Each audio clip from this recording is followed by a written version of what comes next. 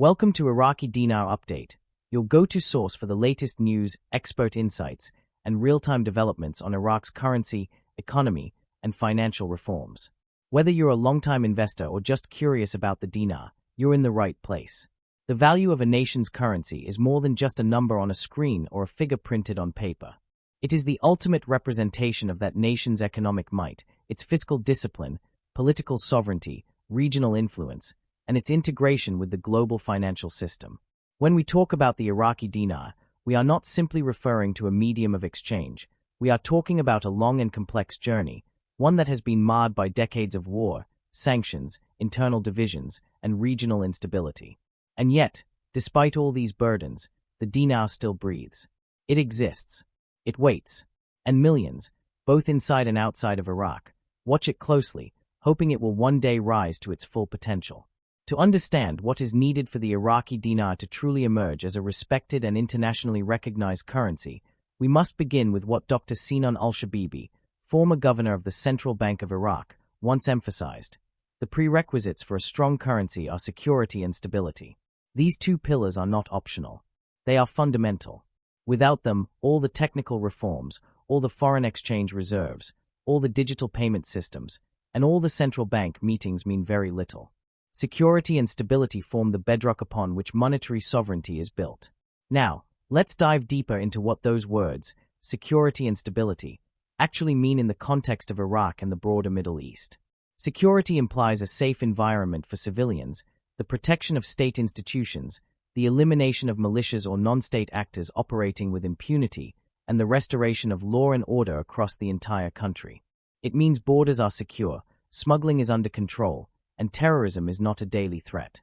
For a currency to gain strength, foreign investors must trust that they can put money into the country without fear of losing it overnight to a bomb blast, a political uprising, or a corrupt official siphoning funds. Security allows the gears of commerce to turn and trust to be built. Without it, no investor, no matter how opportunistic, can afford to bet big. Stability, on the other hand, refers to economic and political continuity.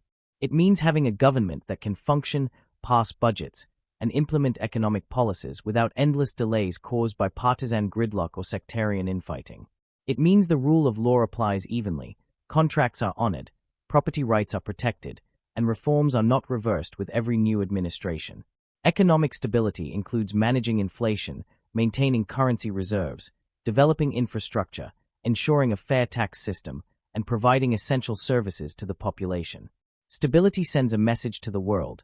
Iraq is not just surviving, it's thriving.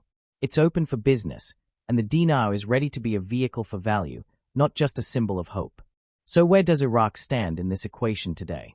According to the original message, the security and stability needed for Iraq's revaluation haven't fully arrived. But something crucial has happened. Something has been born.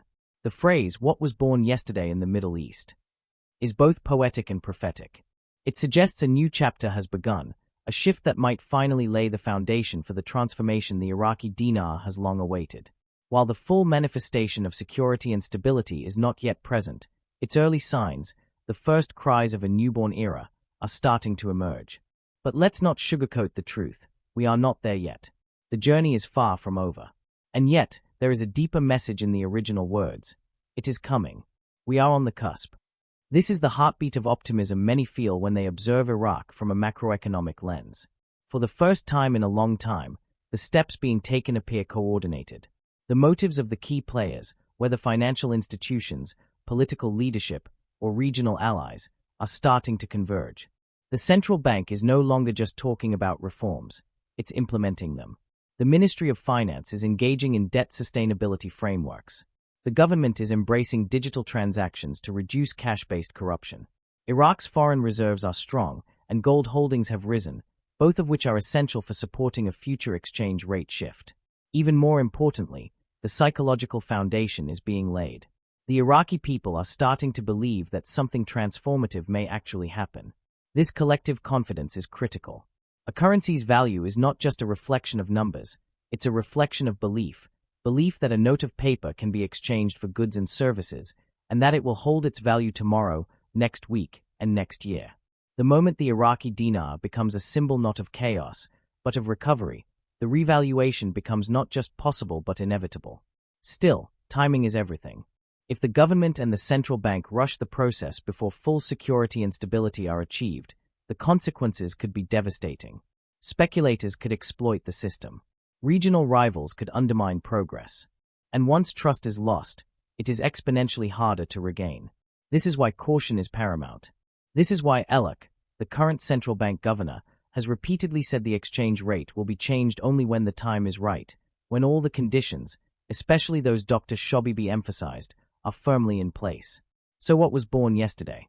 Perhaps it was the first real, tangible movement toward a new Middle East, one where cooperation replaces confrontation.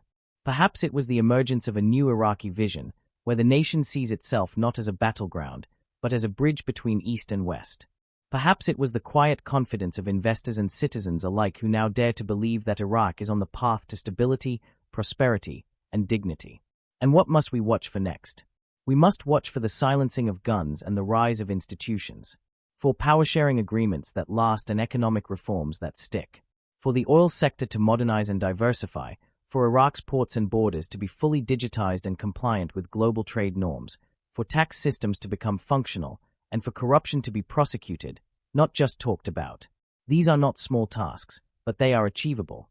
We are not at the finish line, but we are not at the starting line either. We are at the cusp, the turning point, the moment before the transformation. History teaches us that great change often comes quietly, not with fireworks but with firm steps taken consistently in the right direction. Iraq is taking those steps. The world is beginning to notice. And the dinar. It waits, but it is no longer idle. It is preparing to rise, not on rumors, not on speculation, but on the solid foundation of a nation that is reclaiming its place in the world, one secure and stable step at a time. Thanks for tuning into Iraqi Dinar Update. If you found this content helpful, be sure to like, subscribe, and hit the notification bell so you never miss a beat on Iraq's evolving financial landscape. Stay informed, and stay ready.